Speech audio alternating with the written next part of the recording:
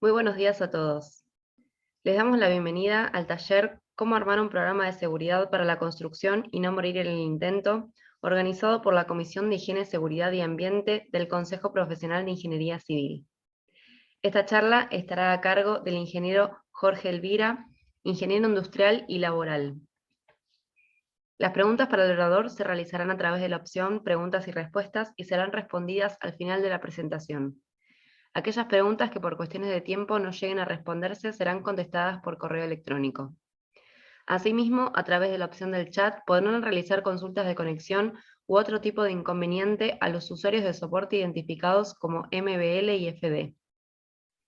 Para mantenerse informados sobre las capacitaciones venideras, los invitamos a consultar nuestra página web www.cepic.org.ar y en nuestras redes sociales Facebook, Instagram, Twitter y LinkedIn. Muchas gracias por su atención y nuevamente, bienvenidos. Buenos días a todos. Perdón, pensé que no había entrado. Bienvenidos a todos. Desde la Comisión de Higiene, Seguridad y Ambiente del Consejo Profesional de Ingeniería Civil, le damos la bienvenida al ingeniero Jorge Elvira, quien presentará el taller denominado Cómo armar un programa de seguridad para la construcción y no morir en el intento. Les recuerdo, por favor, como les habían comentado, que todas las preguntas las canalicen por la vía de preguntas y respuestas. A continuación, el ingeniero Mario Pataro hará una breve introducción del ingeniero Jorge Elvira. Mario, cuando quieras. Bien.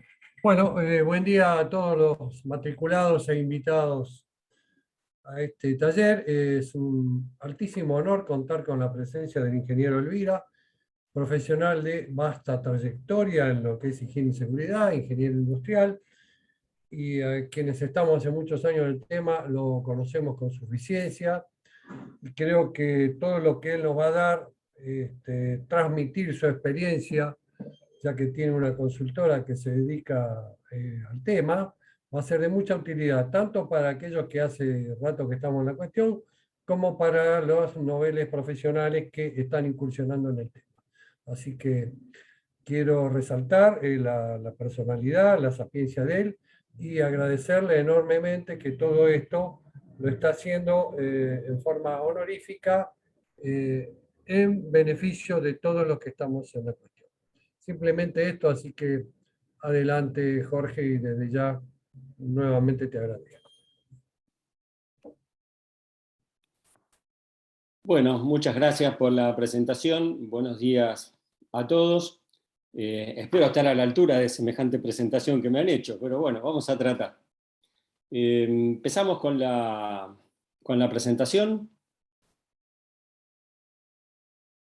Sí, ingeniero. Sí, por favor.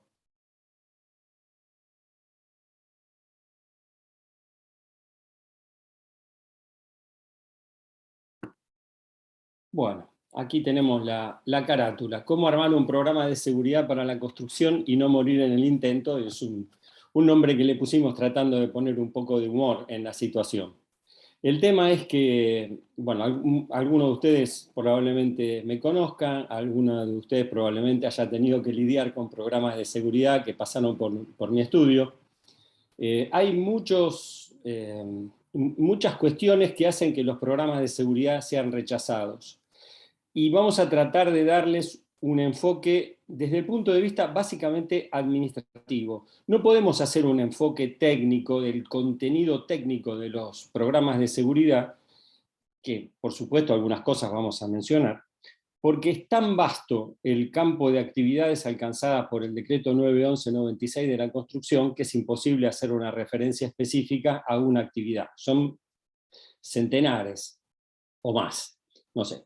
Entonces, el objetivo es ayudarles a que cuando arman un programa de seguridad tengan la estructura necesaria para que pueda ser aprobado por la RT. Antes de comenzar, tendremos que hacer una pequeña reflexión sobre cuál es el objetivo de un programa de seguridad. El objetivo de un programa de seguridad básicamente debería ser el de suministrar a los trabajadores una herramienta técnica para saber cómo protegerse.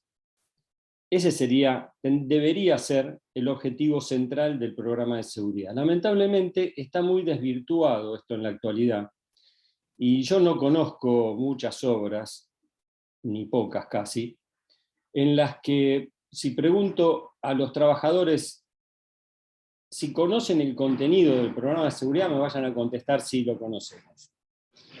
Yo les propongo ya de movida que cuando tengan un programa de seguridad, hagan una reunión con los trabajadores de su obra y les expliquen el contenido del programa de seguridad.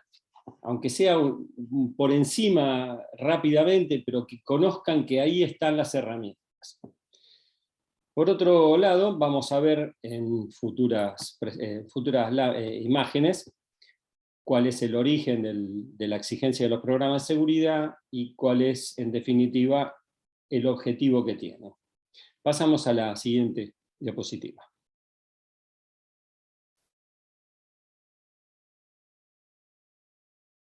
Un segundito, por favor. Sí, cómo no.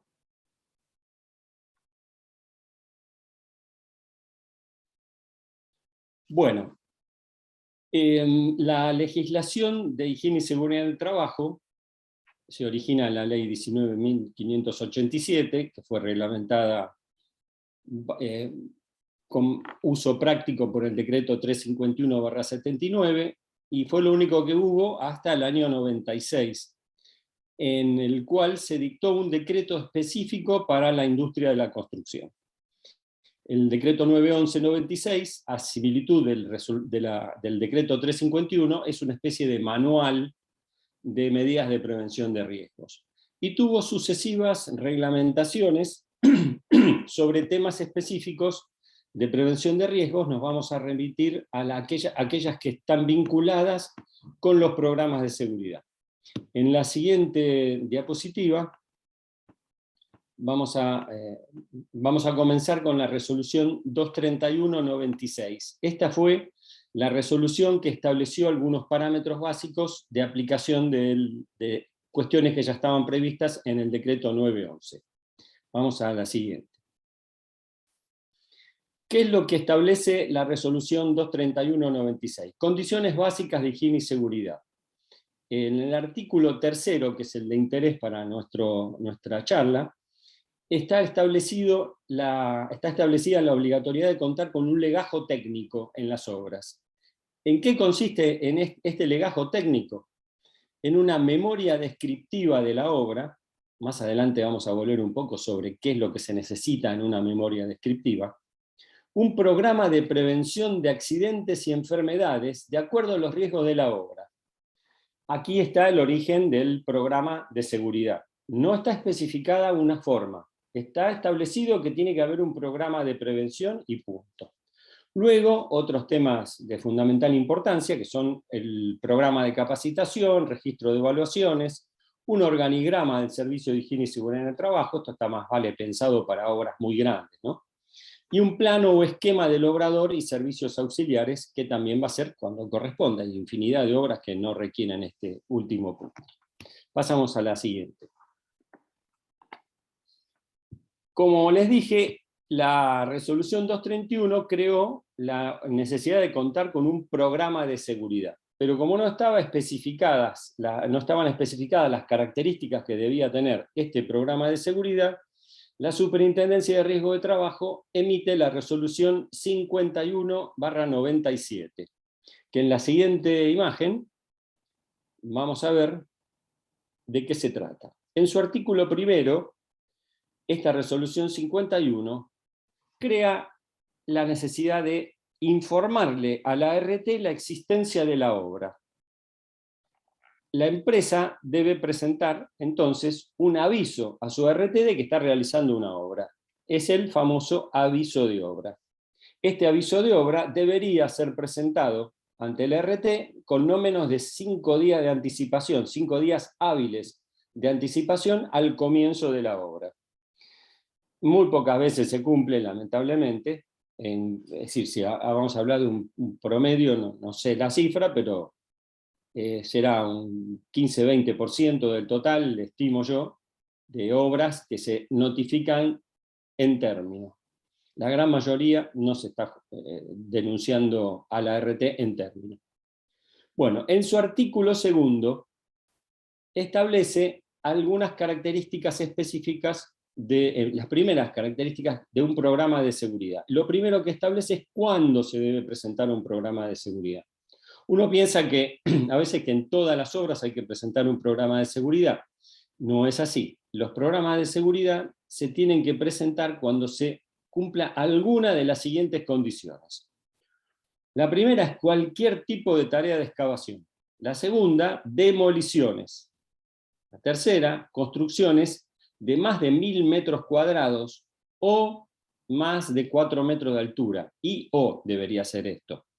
Hay algunos que piensan que si la construcción no es de más de 1000 metros cuadrados o no es de más de 4 metros de altura, pero se cumple la otra condición, no se debería. Es indistinto, una u otra, no y otra. La siguiente es que las tareas se realicen cerca de instalaciones. Volvamos para la anterior que no había, me faltaban los últimos 2 puntos. Sí.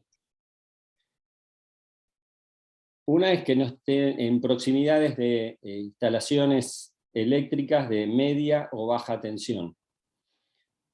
Estamos yendo para... Ahí está. Bien, perfecto. Y un último punto es cuando la ART lo estime pertinente.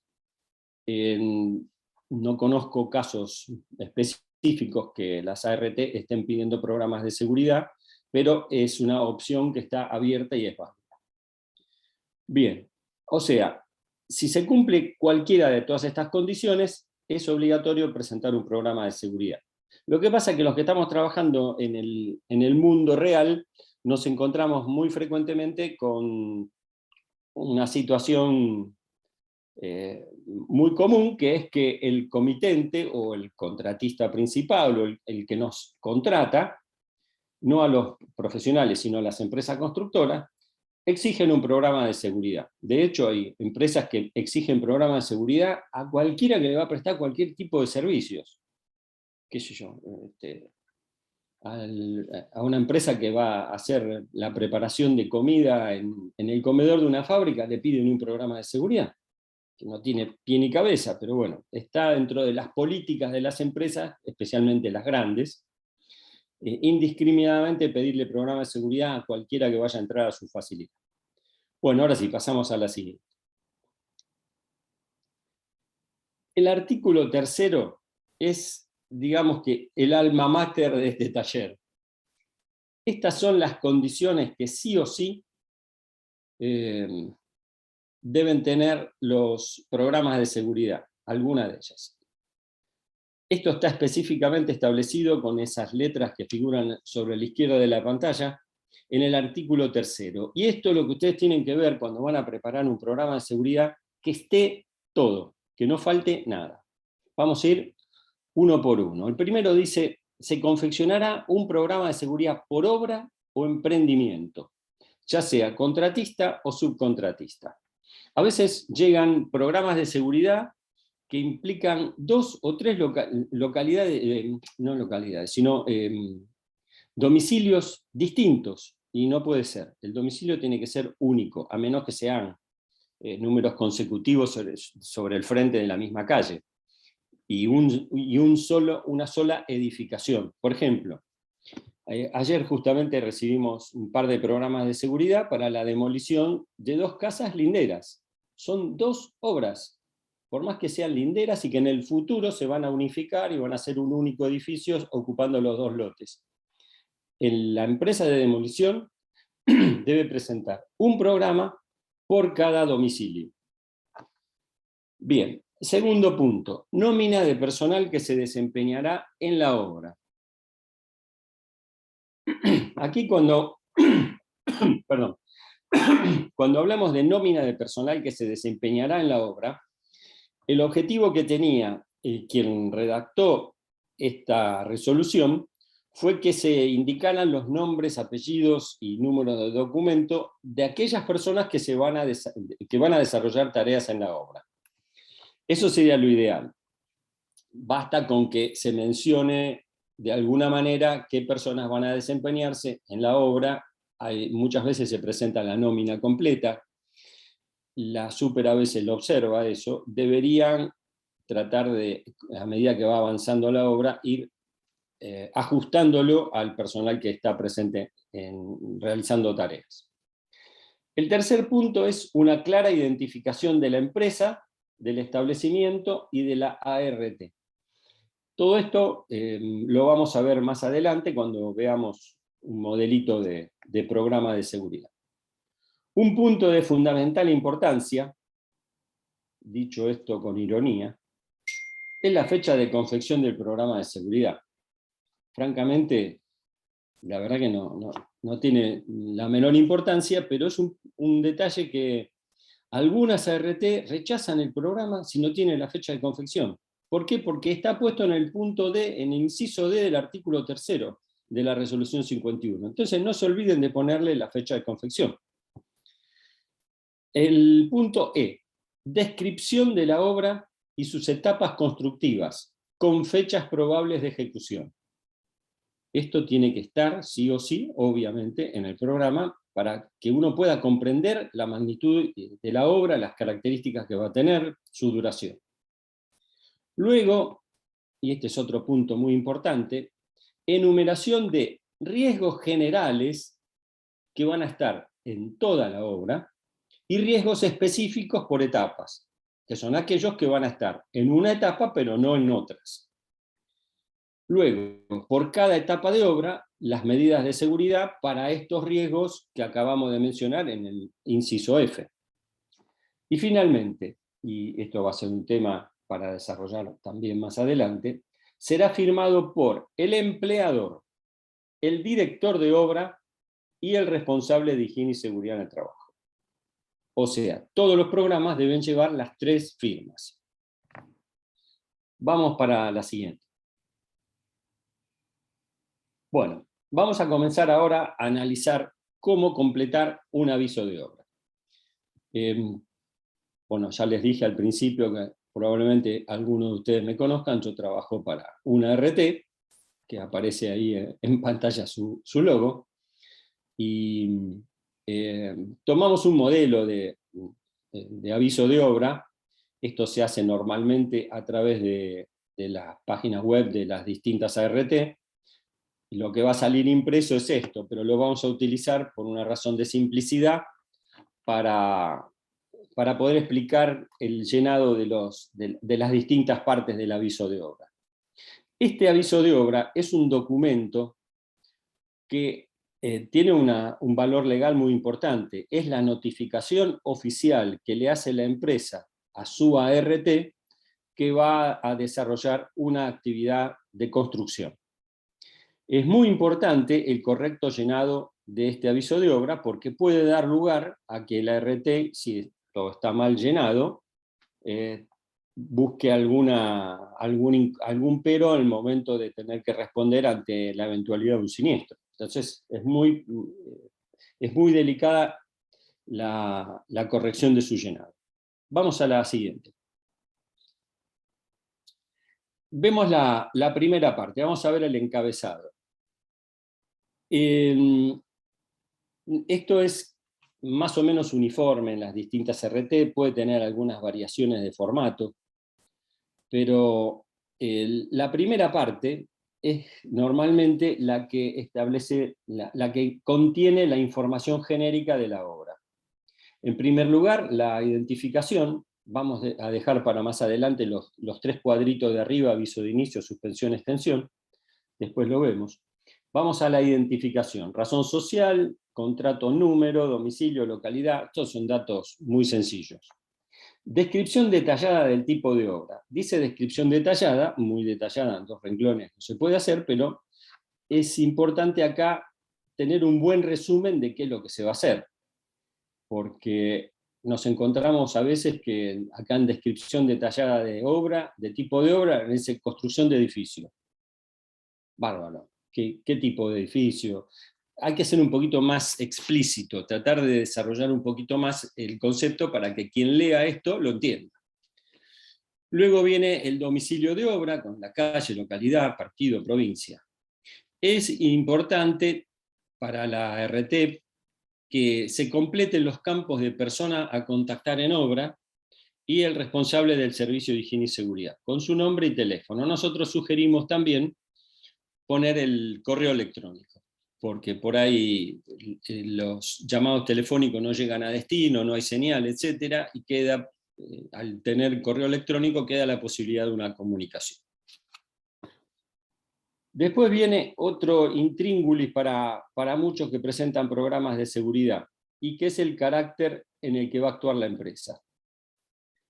Los 3 casilleros que tenemos son comitente, contratista principal o subcontratista. Vamos a dejar bien claro esto porque es muy importante cómo se va a completar. El comitente es el que encomienda la tarea, el que encarga el trabajo, el que contrata a alguien para que le haga una obra. Yo, por ejemplo, quiero pintar mi casa. Entonces contrato una empresa de pintura. Yo soy el comitente. Bien, está claro eso. Y la empresa de pintura va a ser el contratista. Luego ahora vamos a pasar a ver cuál es la diferencia entre contratista principal y subcontratista. La confección del programa de seguridad, de acuerdo a la resolución 51, queda a cargo del, y la 35 que vamos a ver luego, queda a cargo del comitente o del contratista principal. Ahora, si hay un único contratista, yo contraté a la empresa de pintura y no va a haber otro que venga, y le digo a la empresa de pintura, hagan el programa de seguridad, ellos van a ser contratista principal y único. Ahora, si la empresa de pintura, a su vez, va a subcontratar a otra empresa para hacer alguna tarea específica, por ejemplo, la empresa de pintura va a contratar a un silletero para que haga la pintura exterior, ese silletero va a ser subcontratista. Entonces, si yo hago el programa de seguridad cuando mando a pintar mi casa, si lo hago yo mismo, yo voy a ser el comitente y el programa va a ser de comitente. Si lo hace la empresa de pintura, va a ser contratista principal. Y si lo hace el silletero, va a ser subcontratista. Luego está la presentación de programa de seguridad según el tipo de resolución. Las 3 resoluciones que establecen las características de los programas de seguridad van a ser la resolución 51, que ya la vimos, la resolución 35 y la resolución 319/99. En el caso del contratista principal o contratista único, que va a ser el único que va a trabajar en la obra, el programa va a tener que ser según resolución 35/98. Si en cambio es el subcontratista, el silletero, será la resolución 51/97. Pasamos a la siguiente, un segundito.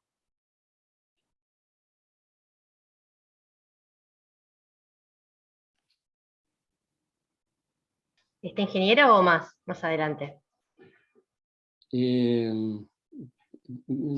Avanza 2 más, por favor. Después volvemos a la que estábamos.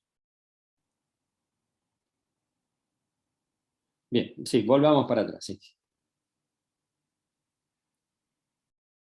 Una más. Bueno, la anterior. Ahí está. Bueno, después tenemos... no, la anterior.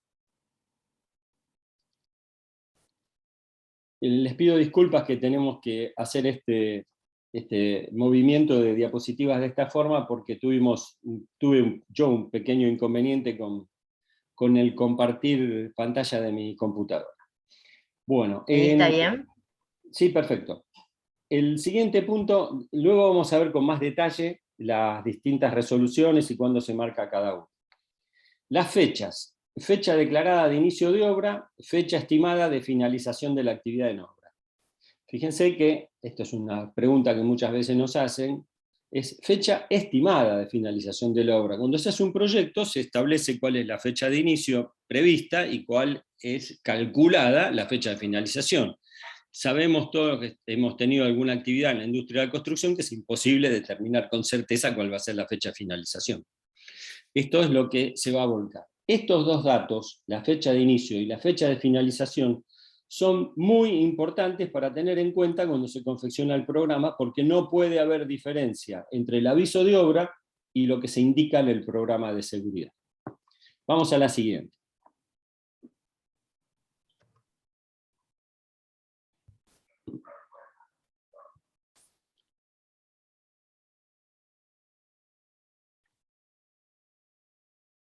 Bien, en el punto 4 de este aviso de obra tenemos el tipo de obra. Acá vamos a especificar de qué se trata la obra que vamos a realizar.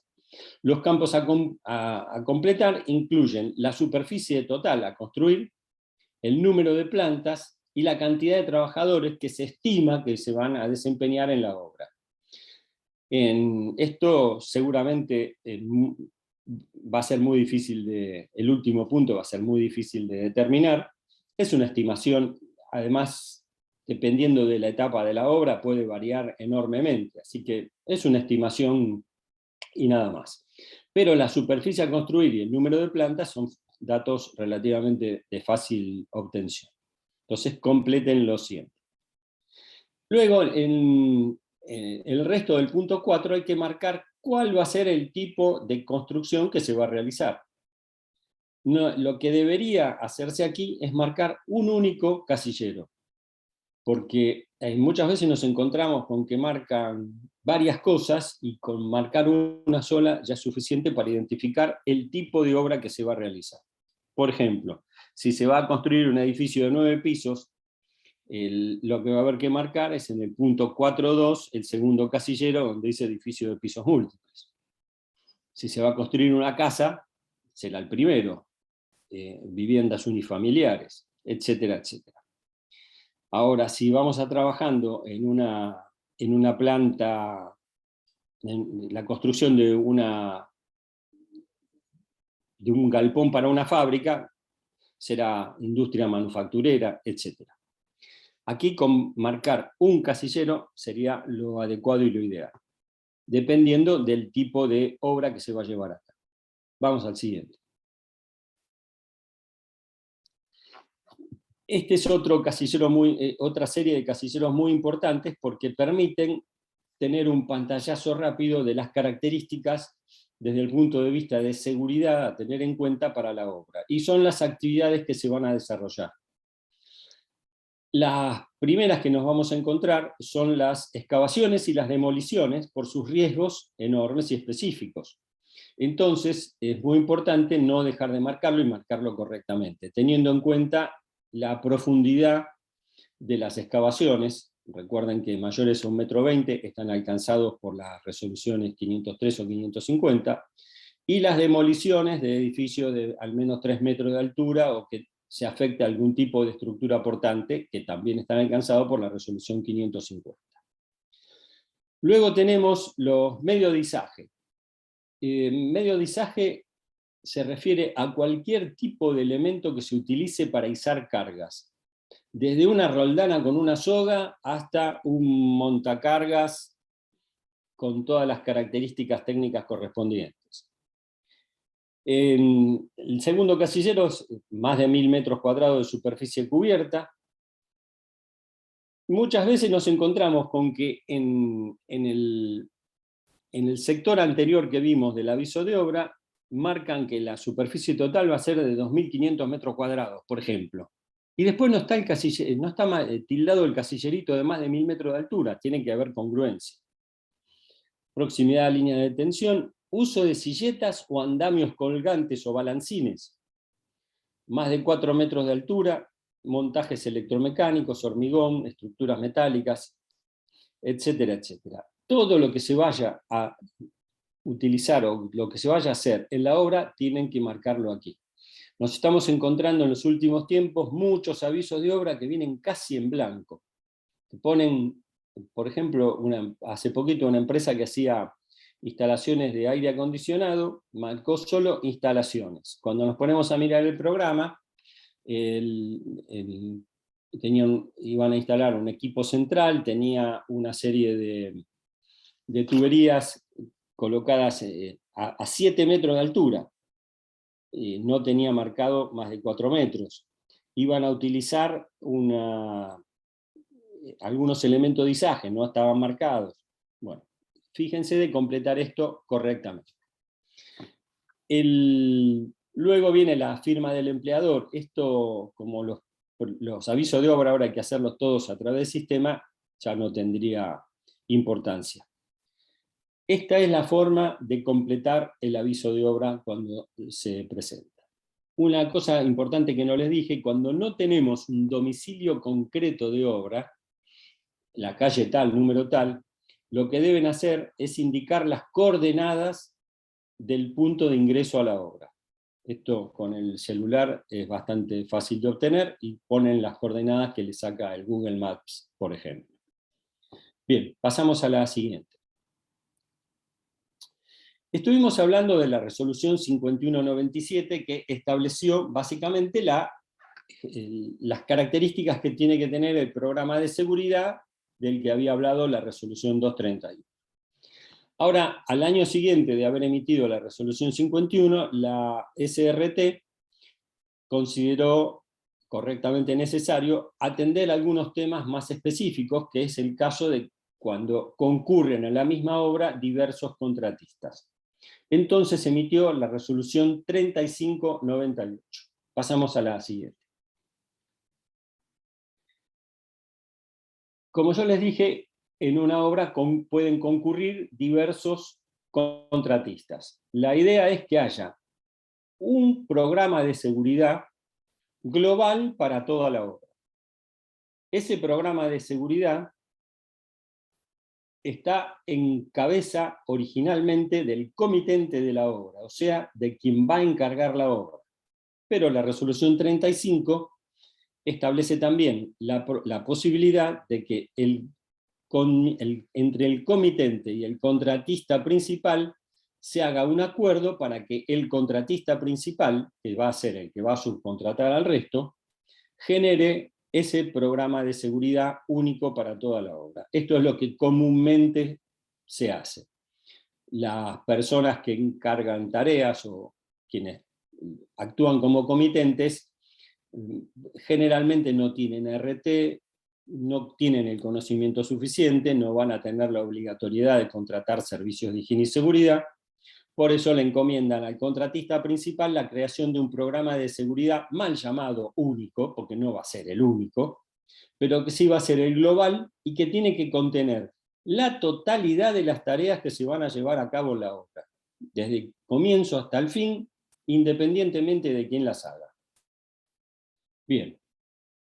Este contratista principal entonces va a confeccionar el programa con todas las tareas de la obra bajo la resolución 3598 y lo va a presentar a su ART. Luego está todo el resto de los subcontratistas. Cada uno de esos subcontratistas tiene la obligación, obviamente, de cumplir con la resolución 51. ¿Qué significa esto? Que le va a tener que hacer a su RT el correspondiente aviso de obra, y va a tener que confeccionar su propio programa resolución 5197 para su actividad exclusivamente. ¿De acuerdo? Esto es muy importante que quede claro. De esta manera, en una obra no puede haber más que un programa resolución 3598. A veces nos encontramos, de hecho ayer tuve este caso también, con el mismo caso que les comenté antes de una empresa que tenía que hacer demoliciones de 2 casas linderas, y eran subcontratistas. Y el contratista principal va a ser una torre que va a ocupar el predio de las 2 casas. Y los dos me presentaron un programa 3598, y no puede ser. Hubiera podido ser si la tarea encargada era solamente la demolición. Entonces, la empresa demoledora presenta el programa 3598 para lo que está contratado. que es la demolición.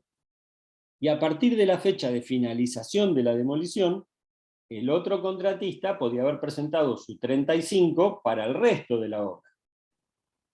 Pero no fue el caso, porque ambos tenían superposición de fechas y en el programa del quien va a construir el edificio estaba prevista también la etapa de demolición. Por lo tanto, estaba mal. La empresa de demolición tenía que haber presentado programa resolución 51 como subcontratista, y la empresa constructora que va a hacer el resto del edificio correctamente el 35. Espero que esto haya quedado claro porque es muy importante conocer este encuadre. Les vuelvo a repetir otra cosa muy importante. Si son el único contratista que se va a desempeñar en la obra, no va a haber otro contratista, el programa que tienen que presentar tiene que ser 3598 y no 51, que da la presunción de que es un subcontratista de otro. ¿Ok? Bien, seguimos con el siguiente. Se mantienen vigentes todas las exigencias de la resolución 51. ¿Qué significa esto? Que desde el punto de vista de contenido, el programa 35 o 51 no cambia. ¿Se acuerdan de esos puntos A, B, C, D, F, hasta la H que había? Todo lo mismo, tiene que estar incluido dentro del programa. Bueno, como les dije, el programa 35 tiene que tener todas las tareas, todas las etapas de la obra, no importa quién las ejecute. El del 51 solamente lo que va a realizar el contratista que está presentando el 51 ante su RT. Vamos a la siguiente. Firmas. Acá vienen algunos problemitas con las firmas, que muchas veces son mal interpretados. La resolución 51 establece que tiene que haber 3 firmas en el programa de seguridad. La del empleador, ahí dice siempre. ¿Qué significa siempre? Que cualquiera sea el tipo de programa de seguridad, el empleador obviamente siempre tiene que firmar. La segunda firma es la del director de obra. En una obra donde va a haber un contratista principal y varios subcontratistas, va a haber un único director de obra, que es el director de toda la obra. No va a haber un director de obra por cada subcontratista. Por lo tanto, el director de obra, contratado por el comitente o por el contratista principal, o único en la obra, es el que tiene que firmar tanto su programa, el 3598, como el de todos los subcontratistas, porque él tiene que estar al tanto de qué características, qué condiciones de riesgo va a haber en las tareas de los subcontratistas y qué medidas de prevención van a aplicar. Y esto está vinculado con las responsabilidades profesionales en una obra. Tengan presente que el director de obra es corresponsable de cualquier eventualidad que pueda ocurrir en la obra. Por lo tanto, es muy importante que el director de obra conozca y preste atención a los contenidos de seguridad de los programas de todos los contratistas. Y una de las maneras que se logra esto es viendo los programas y firmándolos. Y luego la firma del responsable del servicio de higiene y seguridad. Estas son las 3 firmas que siempre deben tener los programas de seguridad según resolución 5197 y resolución 3598. Bien, pasamos a la siguiente.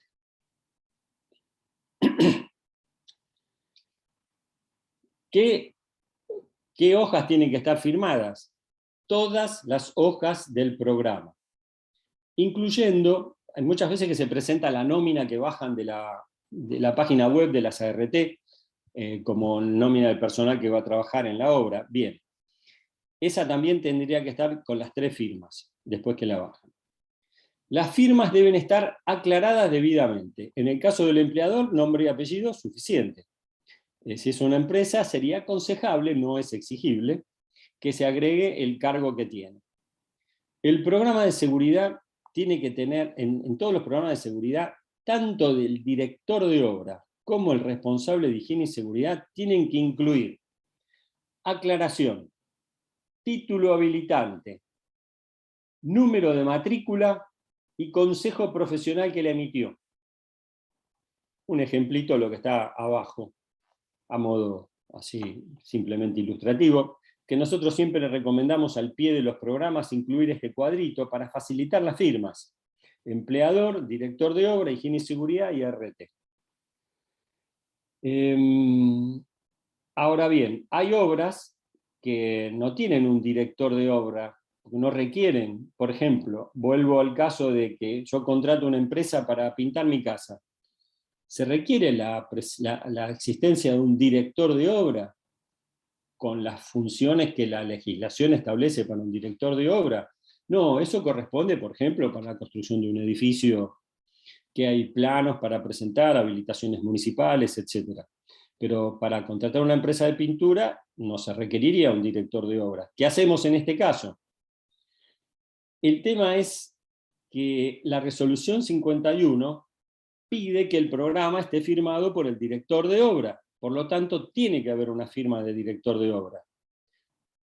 ¿Cómo lo salvamos? ¿Cómo salvamos esta situación? Incluyendo dentro del programa, por ejemplo, donde hacemos la descripción de la tarea, un texto de la naturaleza, tal como, por ejemplo, de acuerdo a las tareas a realizarse en la obra, no se requiere la figura de un director de obra matriculado.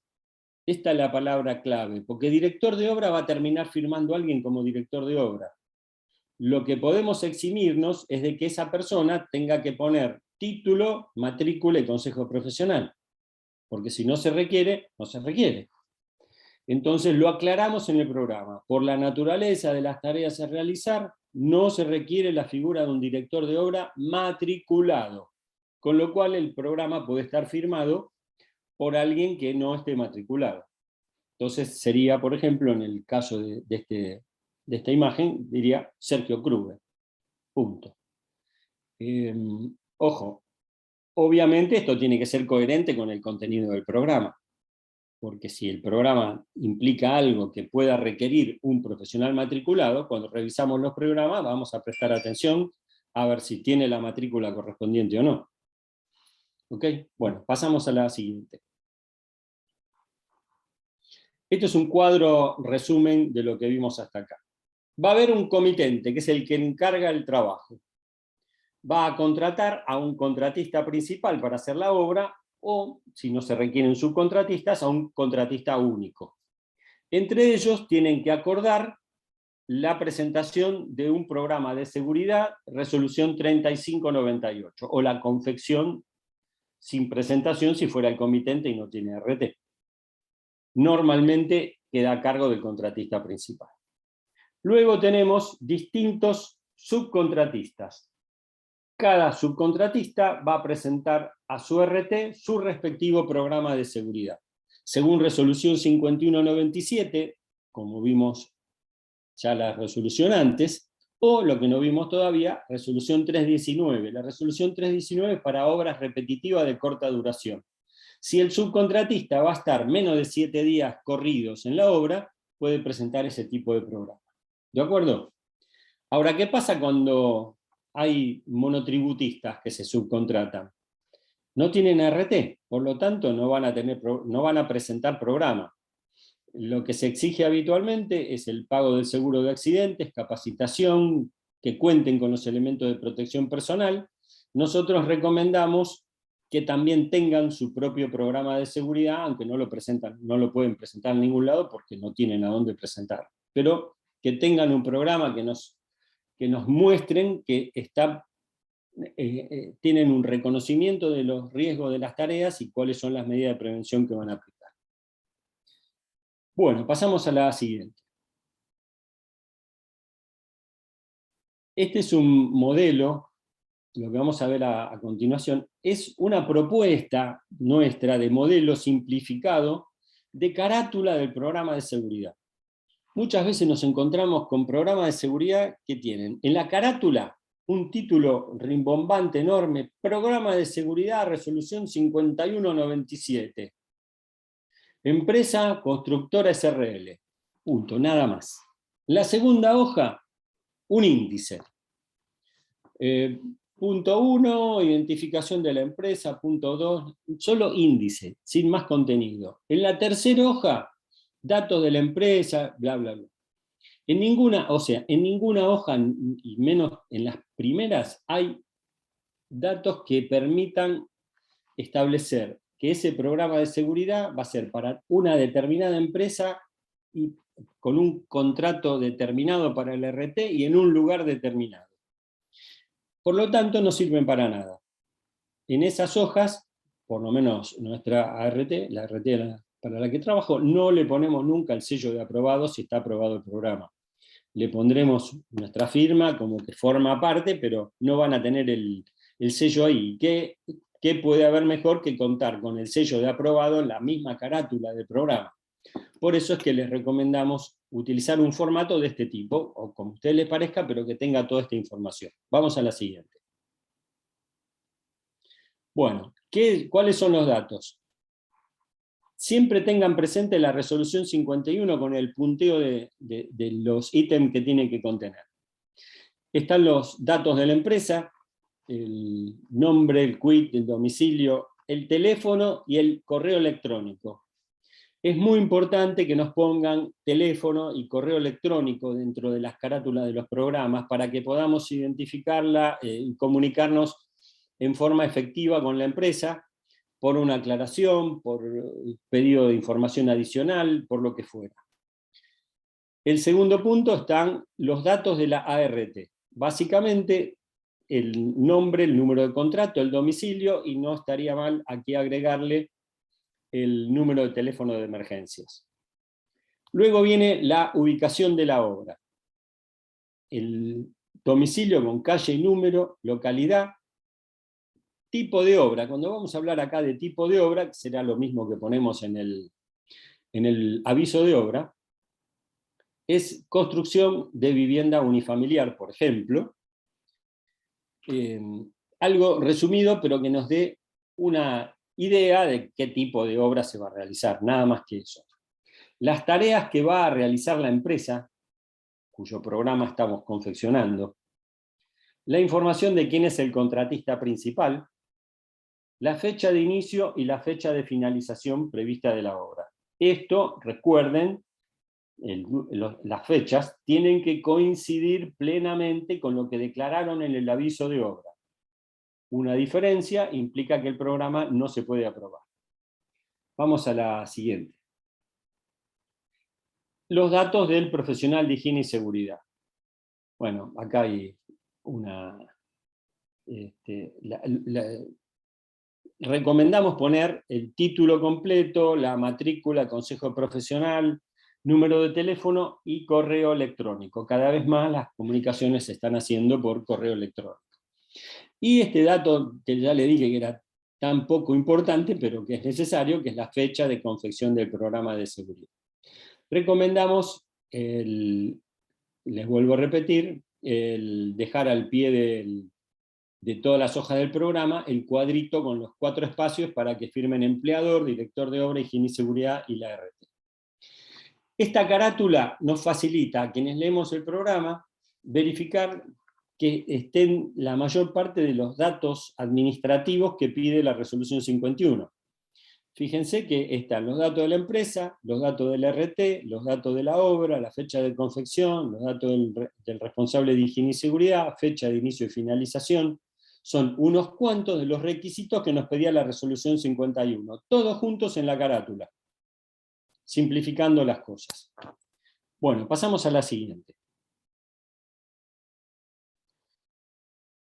Acá viene otro tema que a veces nos encontramos con serias dificultades. La resolución 51 nos pide que pongamos los riesgos generales y los riesgos específicos por etapa. Cuando hablamos de etapas, lo tenemos que ver exclusivamente desde el punto de vista constructivo. Por ejemplo, lo que figura ahí en verde, etapas de una obra. Acá estamos hablando de una obra importante. Demolición, infraestructura de obra, o sea, la construcción del obrador, por ejemplo. Excavación, movimiento de suelos, hormigón armado, albañilería. Estos son simplemente ejemplos de etapas de obra. Y lo que no son etapas de obra, y lo que no pide la resolución 51, es que se hagan riesgos y medidas de prevención por tareas actividades, aspectos, u otros términos insólitos que a veces nos ponen en los programas de seguridad, que no tiene nada que ver con el espíritu de la Resolución 51. El espíritu es etapas constructivas de la obra, riesgos de cada una y medidas de control. Es muy frecuente que nos encontramos que estos cuadros de riesgo y medida de control nos lo ponen por tareas, y no corresponde que sea por etapas. Ténganlo en cuenta, por favor. Vamos a la siguiente.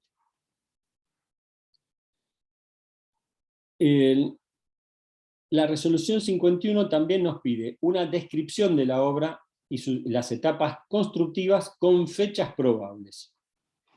Cuando vamos a hacer la descripción de la obra, antes hablábamos de tipo de obra, por eso pusimos, por ejemplo, construcción de vivienda unifamiliar. Pero acá, en la descripción de la obra, hay que hacer un poco más extenso.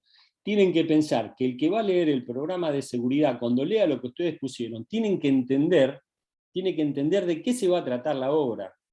Tiene que darse una idea de la magnitud, de las características que puede tener. Entonces, si ustedes le ponen construcción de vivienda unifamiliar, no le dicen nada. Lo que van a tener que poner un poco más de detalle, acá recurran siempre al director de obra, ¿cuáles son las características? A veces nos ponen, por ejemplo, construcción de edificio de viviendas, construcción de edificio de vivienda. Esa es la descripción de la obra. Ah, fantástico. ¿Y qué tipo de construcción? Planta baja es un pH de 9 pisos, de 24, ¿qué superficie? Todos estos datos tienen que estar volcados. El que lee esta descripción de obra tiene que entender las características y magnitud de la obra que se va a construir. Luego vienen las etapas de la obra y sus posibles fechas de ejecución. Todos sabemos que esto es tentativo porque va a depender de condiciones climáticas, de los gremios. Hay infinidad de razones que pueden motivar que estas etapas luego no se cumplan. Todos lo sabemos, la Superintendencia de Riesgo de Trabajo también, por supuesto. Nosotros recomendamos que el cronograma de ejecución de las etapas de obra lo armen con un formato de este tipo. Específicamente con día, mes y año de comienzo y finalización de cada una de las etapas. Lo que no corresponde que pongan son periodos de ejecución, como dice en rojo. No poner 3 meses, 2 meses, 1 mes, porque de esa manera no se sabe si hay superposición entre los meses o no hay superposición. Esto nos impide tener un panorama a lo largo del tiempo de cómo se va a estar desarrollando la obra. Por eso es que les recomendamos utilizar un cuadrito de este tipo. Sin embargo, es muy frecuente, como vamos a ver, ahora podemos pasar a la siguiente diapositiva, que se presente un Gantt, un cuadro de este tipo. Esto es aceptable también. No es lo ideal, a nosotros francamente no nos gusta, pero esto es aceptable. Específicamente, si, mucho mejor todavía, si en el cuadrito donde están los meses y también tenemos puestos los días, sería lo ideal.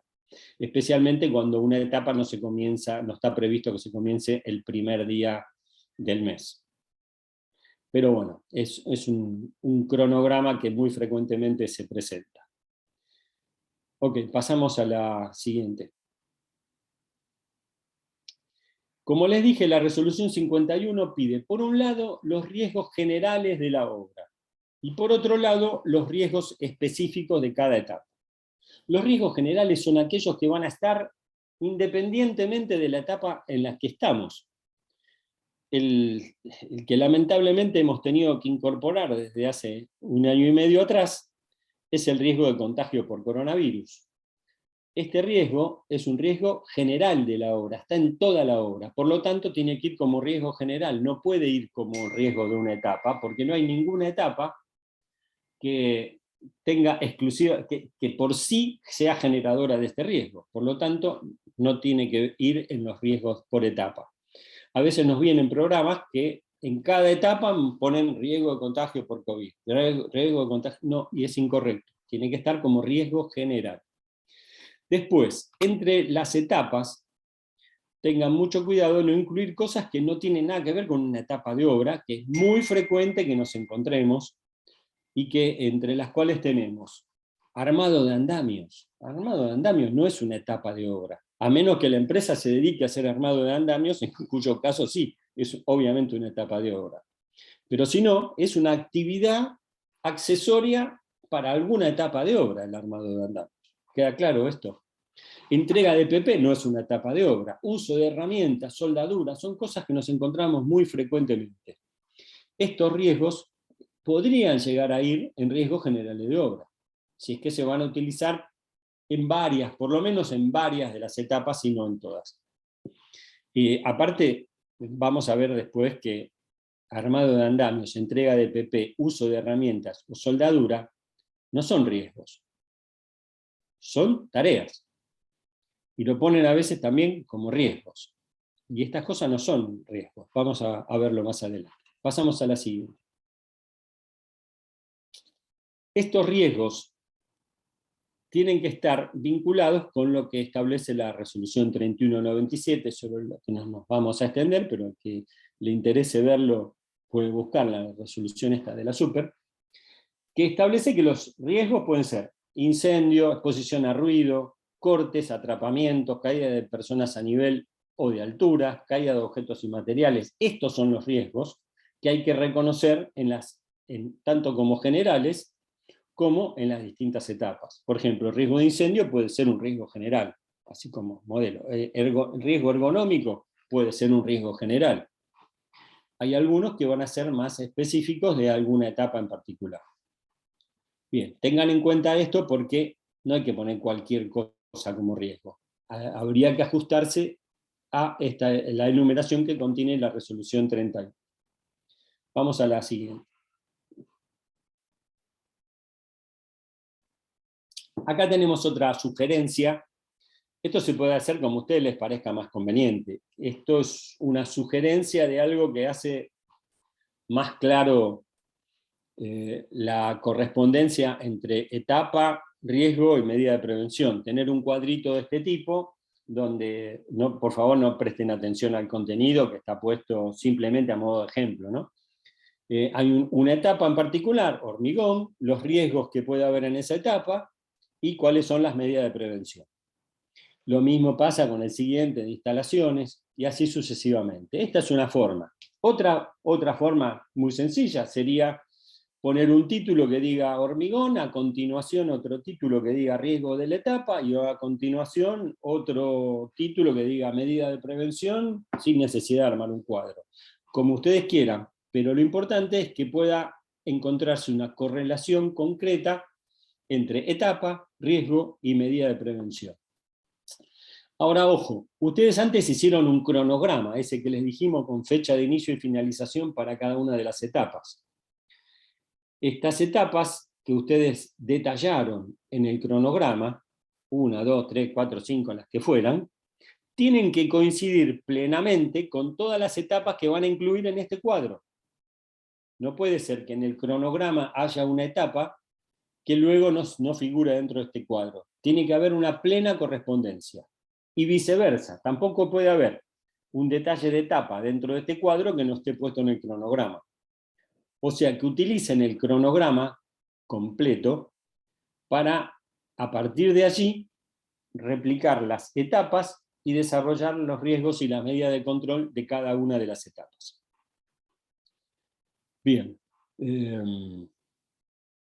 Pasamos para la siguiente.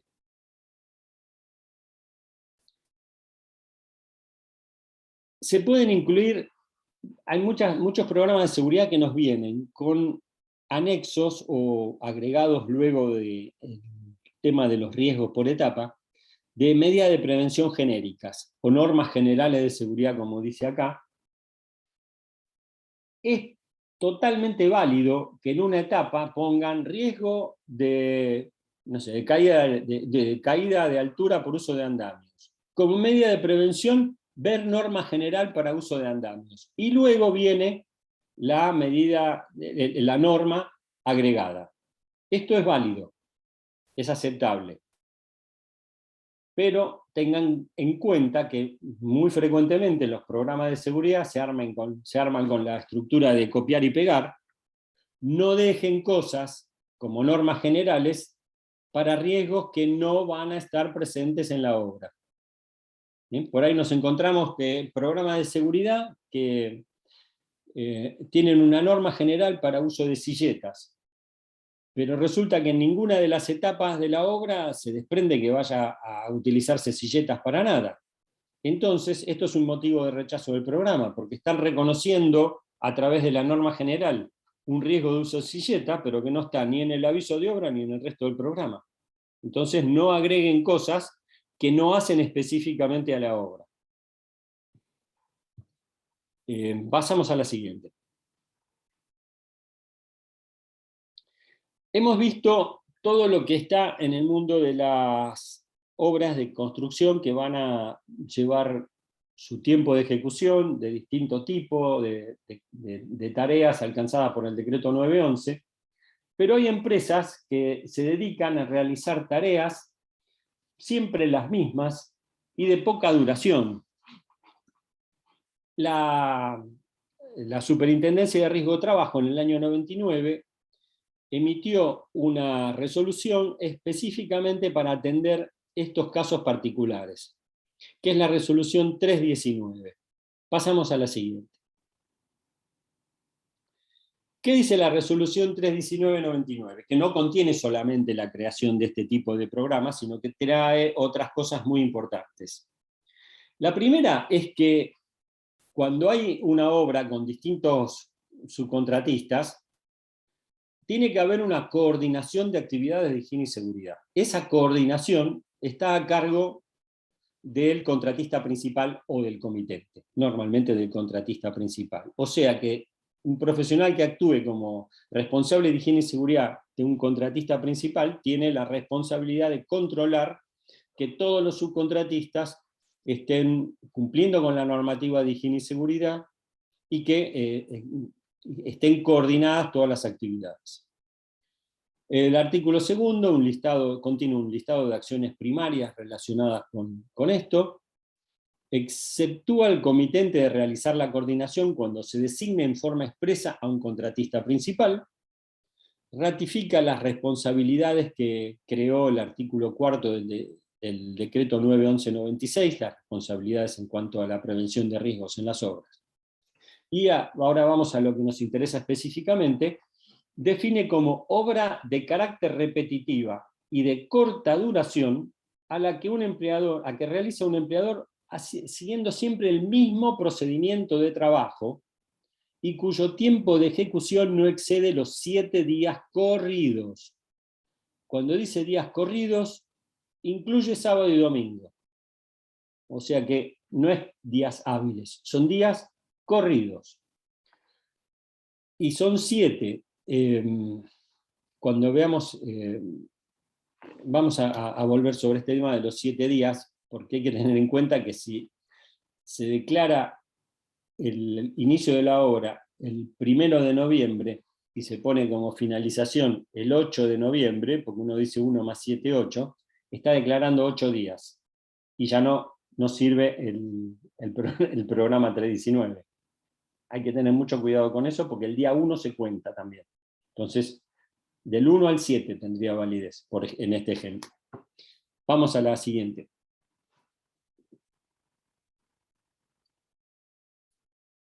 El programa tiene el mismo objetivo que los del 5135, pero características de contenido diferentes. Primero, tiene que tener una clara identificación de que es un programa resolución 319 para obra repetitiva de corta duración. Luego viene la identificación de la empresa, igual que en el otro. Descripción de las tareas que se van a realizar. Los procedimientos de trabajo que se van a aplicar. Los riesgos potenciales, fíjense que acá no estamos hablando de riesgos generales y riesgo específico por etapa, ni estamos hablando de etapas. Estamos hablando de procedimientos de trabajo. y los riesgos potenciales asociados a esos procedimientos de trabajo. Luego, en este caso, a diferencia de las resoluciones anteriores, nos pide organización de la seguridad, o sea, una descripción de qué procedimientos de seguridad se van a llevar a cabo, cuáles son las recomendaciones del Servicio de Higiene y Seguridad, qué cursos de capacitación se van a llevar a cabo, qué elementos de protección personal se entregarán, etc. Y otras cosas muy importantes, a diferencia de la resolución 51, que son la ubicación del taller o depósito. Se supone que una empresa que va a realizar tareas en establecimientos de terceros durante periodos cortos de menos de 7 días, sale de algún lado, guarda sus herramientas en algún lado, sus máquinas. Bueno, hay que indicar cuál es la ubicación del taller y depósito. Otro punto importantísimo y muy frecuentemente motivo de rechazo de programas: el procedimiento administrativo de asignación de tareas al personal, a las cuadrillas. A veces nos ponen procedimiento administrativo de asignación de tareas y nos mezclan con se le informará al responsable de higiene y seguridad, bla, bla, bla. No tiene nada que ver. ¿Qué significa el procedimiento administrativo de asignación de tareas? Es cómo hace la empresa para comunicarle a su personal qué es lo que tiene que hacer, cómo y dónde. Un ejemplo muy sencillo. Procedimiento administrativo. Todo el personal concurre a primera hora de la mañana a la sede de la empresa, donde verbalmente se le indica el lugar donde tiene que realizar la tarea, qué tarea va a realizar y qué elementos debe utilizar para lo mismo. Ese es un ejemplo. Otro ejemplo es: se emite una orden de trabajo que se entrega al jefe de cuadrilla o supervisor, quien a su vez lo transmite telefónicamente a los miembros de la cuadrilla para que se dirijan al lugar de trabajo, etc. Hay infinidad de formas dependiendo de cada empleador. Eso es lo que pide el procedimiento administrativo de asignación de tareas a cuadrillas. ¿Ok? El siguiente punto: en vez de firmar el director de obra, acá no hay director de obra, tiene que firmar un responsable técnico. Es la persona que va a dirigir técnicamente las tareas que se van a realizar. Esta es la gran diferencia. Luego, el responsable de higiene y seguridad y el empleado. Otro punto muy importante es incluir una forma efectiva de comunicación con el responsable técnico, con el responsable de higiene y seguridad. La RT puede requerir información y es importante que esté expresada claramente esta forma de comunicación. Vamos a la siguiente.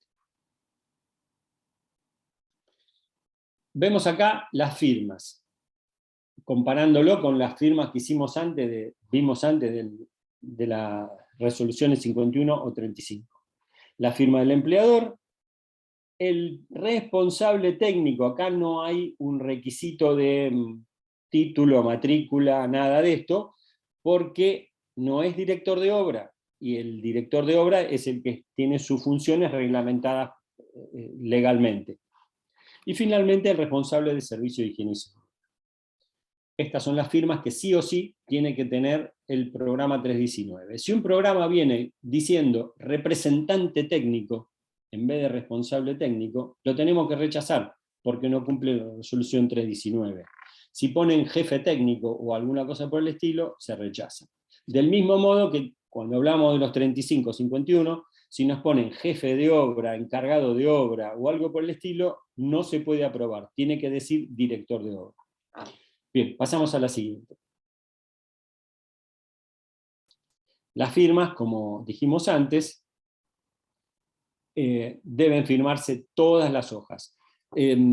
Antes me olvidé mencionarlo, pero por favor numeren las hojas porque nos dan una gran ayuda a los que revisamos los programas de seguridad, que tenemos que efectuar un conteo y poner la cantidad de hojas. Si ya vienen numeradas, nos simplifican la tarea. Aclaran las aclaraciones de firma, y con respecto al responsable de higiene y seguridad, como siempre, título habilitante, matrícula, consejo profesional. Vamos a la siguiente. Vamos a un modelo de carátula del programa 319. también para simplificar y poner en la misma carátula los datos fundamentales como para poder obtener el deseado sello de aprobación en la primera hoja para que ya se vea directamente en cuanto se muestra el programa. Vamos a la siguiente. Bueno, lo primero de todo es el tipo de tarea que se va a realizar. Fíjense, ahí destacado en amarillo, el nombre, obras repetitivas y de corta duración. Esto no dejen de ponerlo en las carátulas de los programas, es muy importante. Es el primer requisito que pide la resolución. La tarea a realizar tiene que ser siempre la misma, no se pueden poner 20 cosas diferentes, porque no se hacen las 20 tareas simultáneamente siempre en las mismas obras. Entonces tiene que ajustarse a una actividad determinada. Los datos de la empresa, los datos del RT, la fecha de confección. Descripción de la tarea. Aquí una descripción genérica, tenemos ahí un ejemplo. Los procedimientos de trabajo, esas tareas, cómo se van a llevar a cabo. Esto tiene que ser, como les dije antes, para el otro programa, para que quien lea este programa entienda qué es lo que van a hacer, y no una cosa muy genérica, incompleta, que no nos permite tener mayores precisiones de qué cosa se va a hacer realmente. Vamos a la siguiente. Bueno, nómina de personal. La nómina de personal, en este caso particular, le pusimos se adjunta nómina como anexo a este programa. Pero también podía haber sido desarrollado acá mismo. Incluir un cuadrito que diga el personal, 3 columnas, o 2 o 3 columnas. Nombre y apellido y quill sería suficiente. Y puesto de trabajo, si quieren agregarlo, pero con que tenga nombre y apellido y número de quill es suficiente. Dirección de los talleres fijos, dónde se encuentra. Acuérdense que era uno de los requisitos que pedía la resolución 319. El procedimiento administrativo está explicado. Organización de la prevención. Acá es un poquito composición, tema, el servicio de higiene y seguridad. Escriban algo que permita comprender de qué manera van a llevar a cabo cómo va a estar organizado el servicio de higiene y seguridad en el trabajo, el plan de capacitación, si va a haber auxiliares, etcétera, etcétera. Y abajo fíjense el cuadrito con los 4 espacios para firma: empleador, responsable técnico y higiene y seguridad con título, matrícula y consejo profesional. Ahora, si ustedes ya lo detallaron, volviendo al tema de las matrículas, no es imprescindible que lo pongan junto a cada firma. Si ustedes lo detallaron al principio del programa, el director de obra será fulano de tal, o el responsable técnico, perdón, 319, será fulano de tal, título, matrícula, etc. Y el responsable de higiene y seguridad será el licenciado Martín Rocco, consejo tal, matrícula número tal. No hace falta que lo pongan en cada firma. Tienen que estar incluido en el programa de seguridad. Ahora, si lo ponen directamente en el cuadrito, se olvidan del tema. Pasamos a la siguiente. Bueno, otro error que muy comúnmente nos encontramos en los programas 319-99, que nos ponen que el programa tendrá validez del 15 de noviembre del 2021 al 15 de mayo del 2022. Y no es correcto. No tienen que poner de qué fecha a qué fecha son válidos. La legislación, la resolución 319, establece que van a ser válidos por 6 meses a partir del día que la RT lo apruebe, y punto. Si ese día es distinto de lo que pusieron en el programa, lo que pusieron en el programa está mal. Entonces no lo pongan, no pongan nada.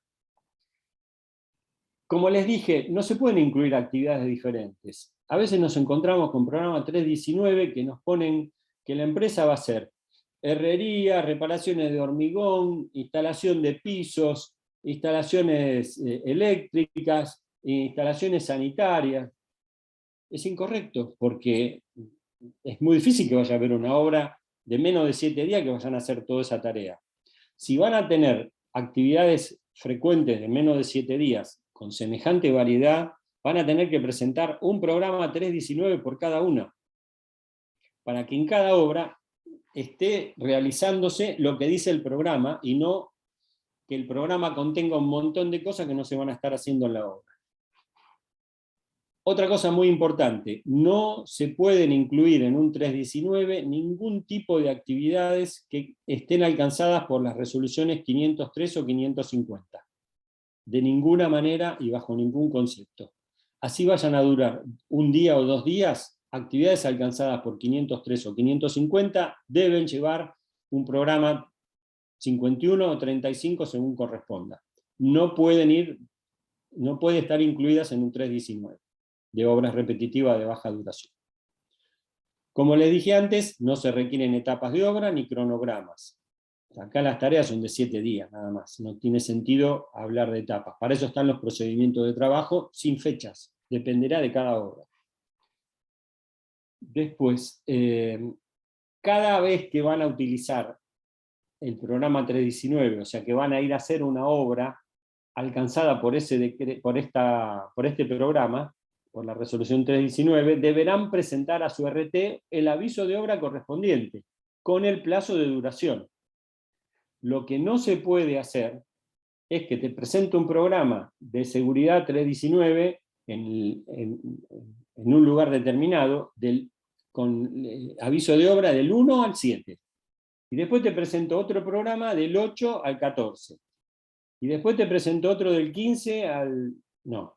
Esto es automáticamente la Superintendencia de Riesgo de Trabajo considera que es un fraude, de alguna manera, y que deberían haber presentado un programa 51 o 35, y en lugar de hacerlo, están aprovechándose de la ventaja que da el programa de resolución 319-99, y es incorrecto presentar aviso de obra a repetición en el mismo domicilio.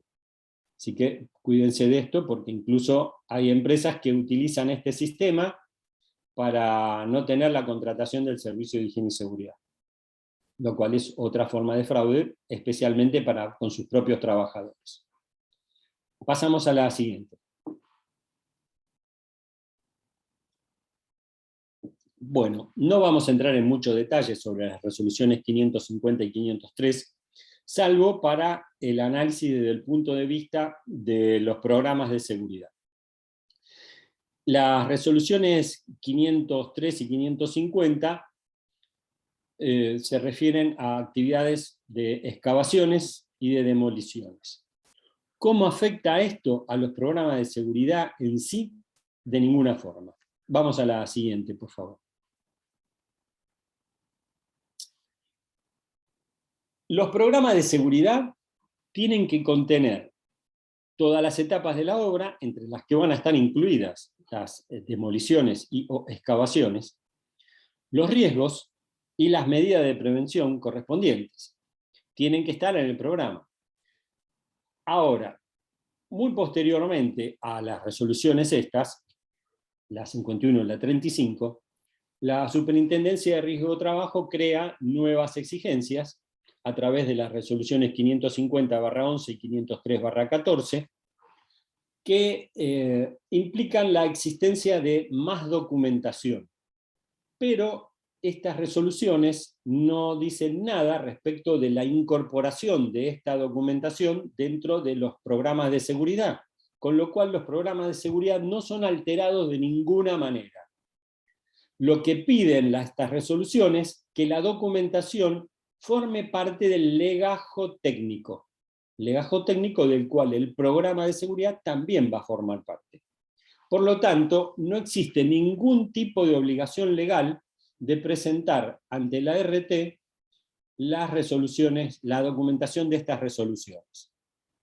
Ahora bien, todos los que trabajan en Capital Federal saben muy bien que los inspectores del gobierno de la ciudad, por motivos que nunca pudimos determinar, le piden a las empresas que la documentación de las resoluciones 550 y 503 estén selladas por la RT. Por lo tanto, cuando tengan esa documentación, les recomendamos en Capital Federal que la presenten ante la RT en documentos separados de los programas de seguridad y exclusivamente para su sellado como recibido. Nada más. Las ART no procesan esta documentación. No se la van a devolver nunca, ni visada, ni aprobada, ni firmada. ¿Por qué? Porque cualquiera de estas cosas implicaría una corresponsabilidad con el contenido y no está previsto legalmente que la ART tenga que tener ninguna intervención en esto. Por lo tanto, no corresponde. A lo sumo, la ART lo va a devolver con el sello de recibido. Y punto.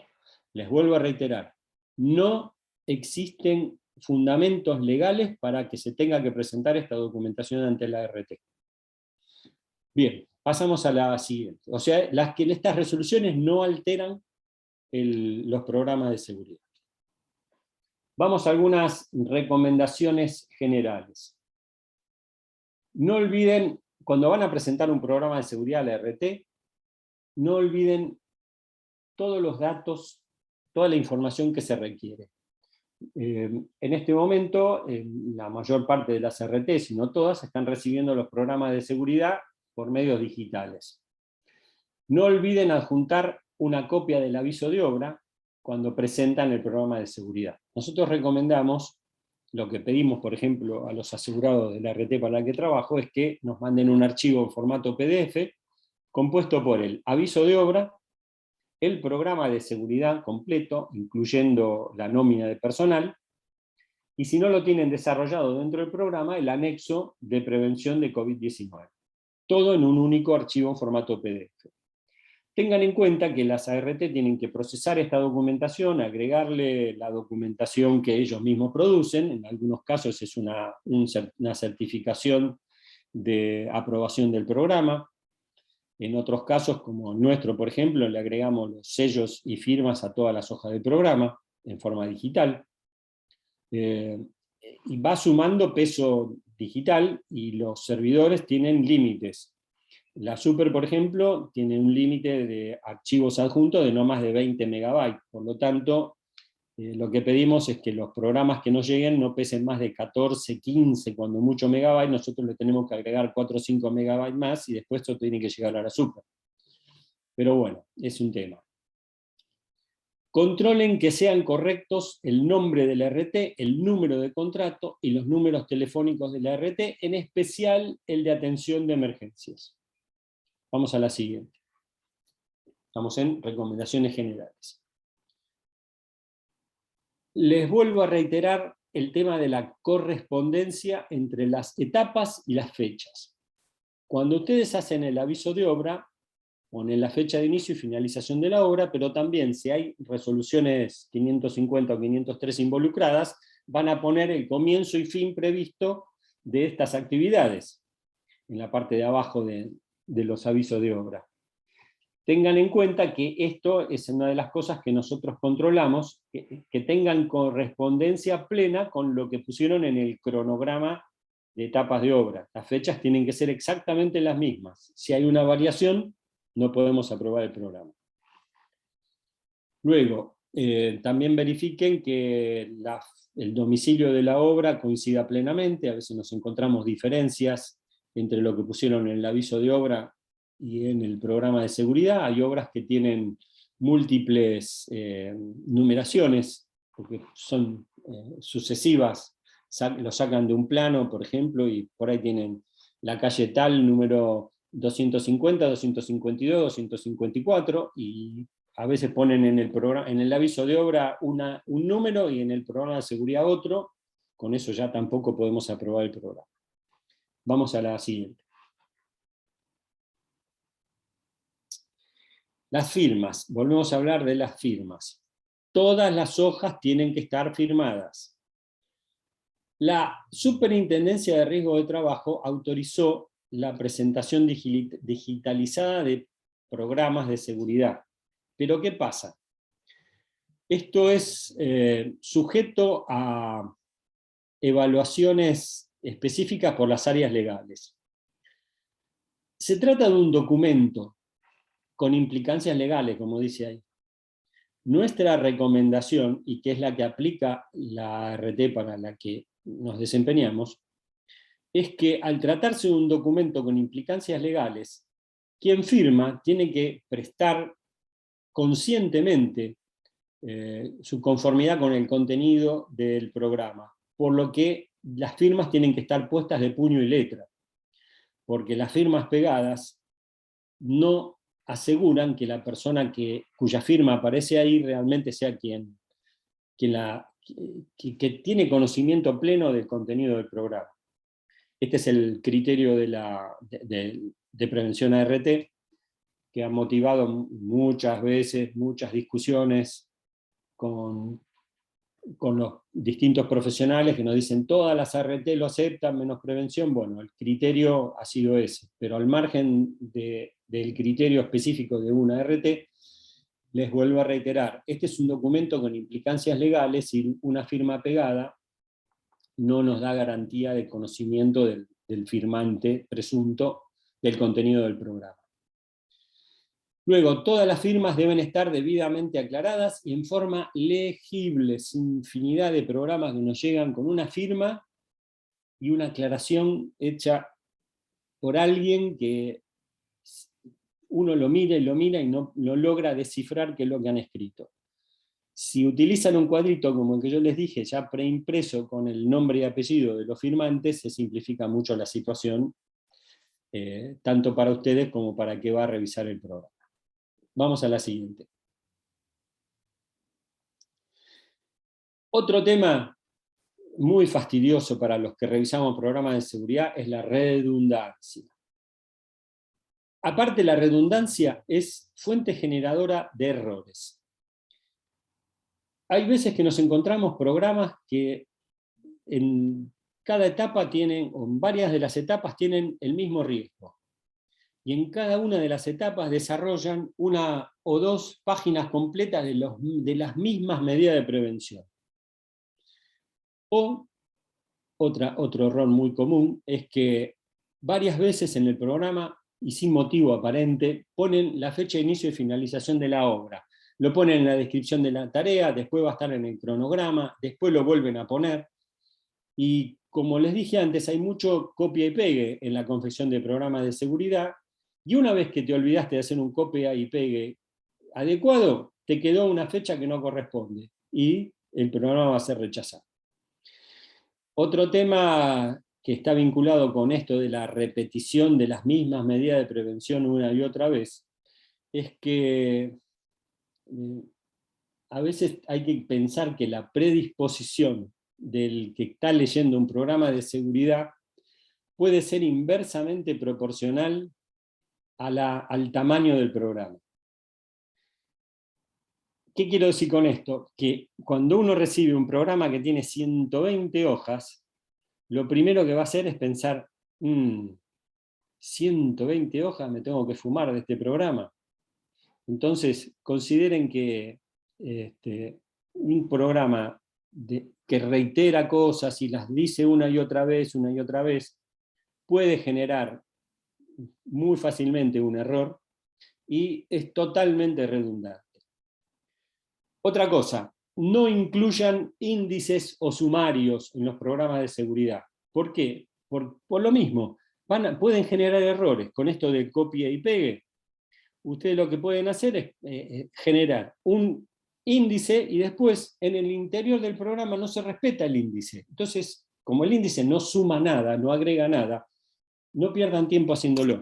Bajan directamente al programa y olvídense de colocar un índice o sumario que genera espacio y no aporta valor real al contenido del programa. Vamos al siguiente.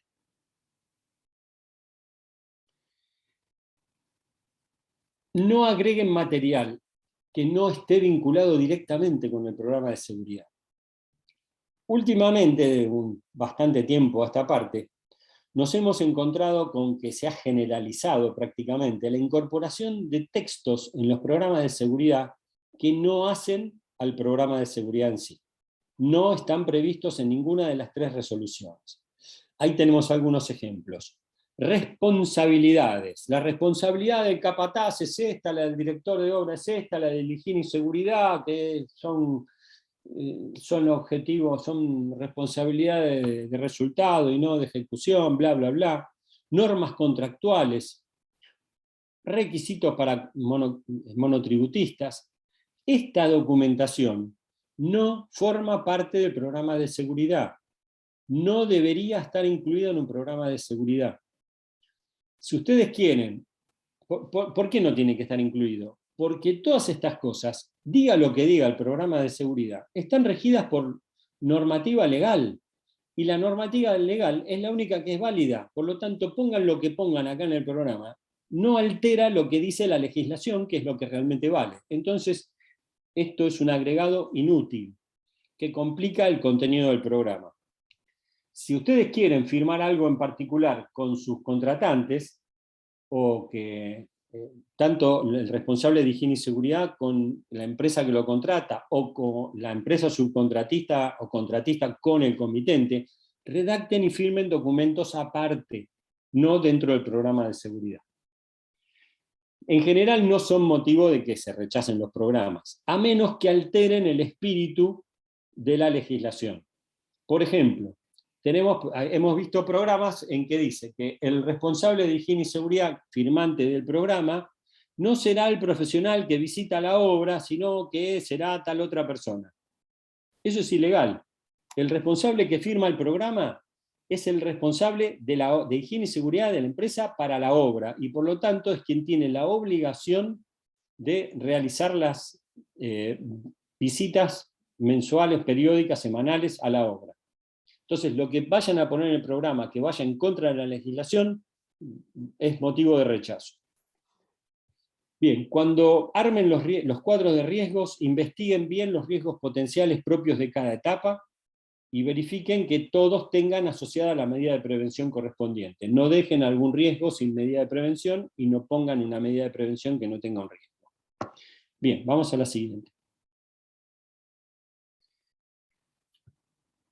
Las excavaciones menores a 1,20 m o las demoliciones que no impliquen más de 3 metros de altura o que no se va a demoler nada estructural, no están alcanzadas por las resoluciones. Esto lo tienen que dejar aclarado en el programa, que no quepan dudas, porque si no, un motivo de rechazo puede ser que se van a hacer excavaciones, zanjeo, bla, bla, bla, y no nos ponen la profundidad. No podemos aprobar el programa porque no sabemos si está alcanzado o no por las resoluciones. Con lo cual, no va a alterar mucho el programa, pero sí va a alterar las visitas a obra que tenemos que realizar como RT y el control de la presencia del técnico y la documentación que tienen que contar en obra. Entonces, si no está alcanzado por las resoluciones, tiene que estar claramente especificado en el programa. Bueno, el punto siguiente, la nómina de trabajadores, ya lo hemos explicado. Actualícenla periódicamente. Hay inspecciones que requieren que las nóminas estén siempre actualizadas. Vamos a la siguiente. Bueno, tengan en cuenta este punto fundamental. Lo bueno, si breve, 2 veces bueno. No se extiendan inútilmente sobre temas que no revisten importancia, pero tampoco sean tan breves que no incluyan todo lo que tiene que contener el programa de seguridad. Bueno, esto ha sido una serie de recomendaciones generales, fundamentalmente desde el punto de vista administrativo, para que puedan simplificar los procesos de presentación de los programas de seguridad, con el objetivo de que, más allá de los contenidos técnicos, no tengan problemas con las aprobaciones. La gran mayor parte de los programas de seguridad que se rechazan son por cuestiones administrativas y no técnicas. Por supuesto que hay una buena cantidad también, por supuesto, que tienen falencias de contenido técnico, ¿no? Pero bueno,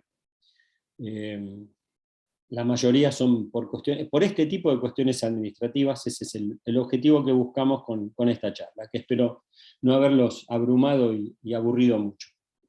Con esto terminamos, así que si les parece pasamos a la parte de preguntas.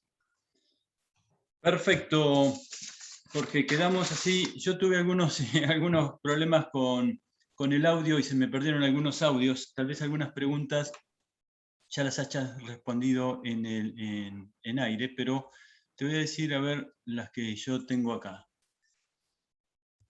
Dice, medio de izaje se coloca como análisis en riesgos generales de obra o en etapas con fecha de inicio y finalización. Depende, esto depende. Si los medios de izaje se van a utilizar en forma transversal en toda la obra, va a ir en riesgos generales. Si va a estar en varias etapas, se puede poner en riesgos generales. O sea, en cambio, si se van a utilizar medios de izaje en una única etapa, o en 2 de 10, por ejemplo, sería más apropiado colocarlo dentro de cada una de las etapas. Bien. Otra pregunta también de Miriam Luna. Dice, el gobierno de la Ciudad de Buenos Aires pide información técnico firmado por profesional habilitado para balancín. Elemento de izaje, cálculo, checklist mensuales. Los licenciados no tenemos incumbencias. ¿Cómo se pone esto en el programa? Bueno, esto no forma parte del programa. Los medios de izaje, lo que pide la resolución 51 es que estén las medidas de prevención. No profundiza sobre quién tiene que firmar esa documentación que no es propia de la resolución 51. O sea que hay que ver cuáles son las normativas que piden esas firmas y ver específicamente a qué se refieren. Esto es ajeno al contenido del programa de seguridad, no tiene que estar especificado ahí. Tendrá que estar especificado en la documentación específica que pide la otra reglamentación. Bien. Mauro Di Meglio dice, ¿cómo debemos hacer cuando el contratista, supongamos el pintor y sus ayudantes, sean monotributistas, tengan ejemplo seguro de accidentes personales, pero no tengan ART? Bueno, eso lo mencionamos durante la charla. Ahí lo que vamos a tener que pedirle es que lo que yo recomiendo, ¿no? Porque no hay ninguna legislación que rija esto. Esto está fuera del 911, fuera de las resoluciones 51 y 35, no hay ninguna legislación que lo pida.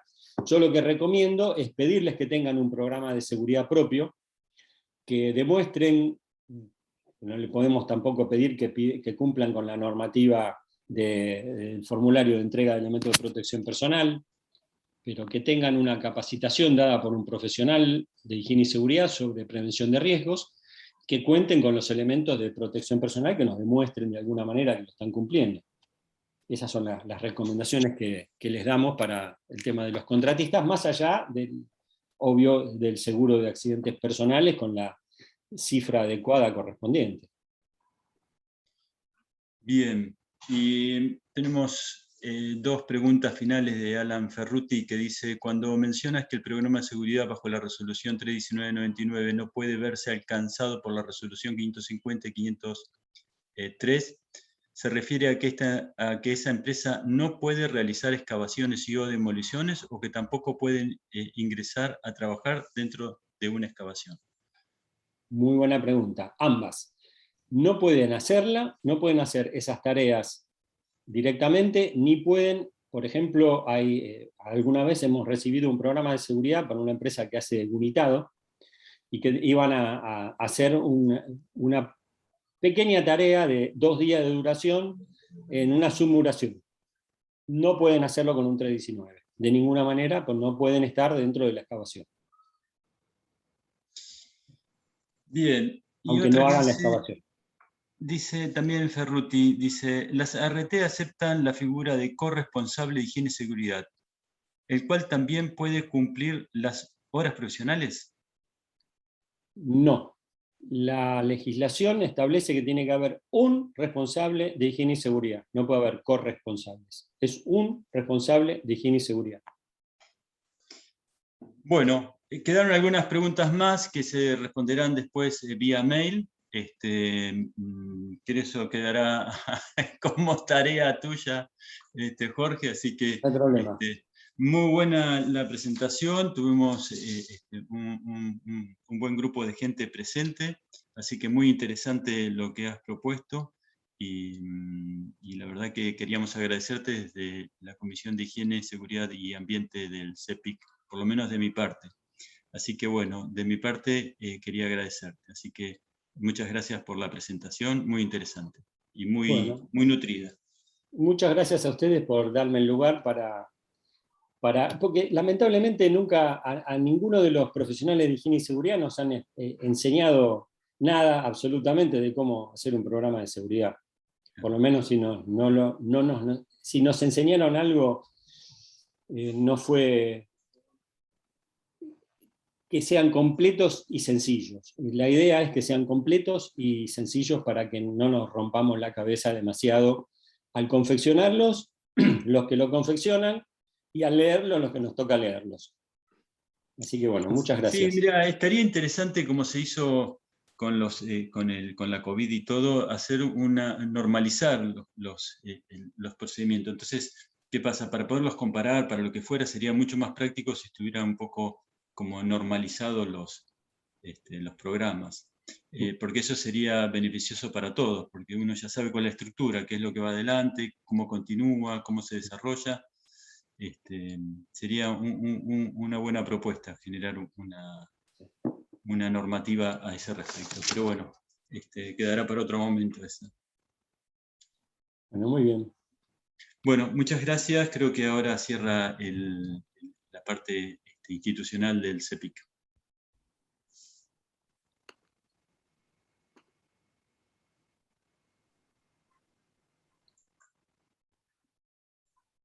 Por parte del CEPIC agradecemos al orador. Les recordamos que aquellas preguntas que por cuestiones de tiempo no llegaron a responderse serán contestadas por correo electrónico. Para mantenerse informados sobre las capacitaciones venideras, los invitamos a consultar nuestra página web www.cepic.org.ar y a sumarse a nuestras redes sociales Facebook, Instagram, Twitter y LinkedIn. A continuación les aparecerá una opción para responder a una encuesta de satisfacción, cuyas respuestas se traducirán en beneficio de nuestra institución. Muchísimas gracias por participar del taller Cómo armar un programa de seguridad para la construcción y no morir en el intento. Muchas gracias a todos.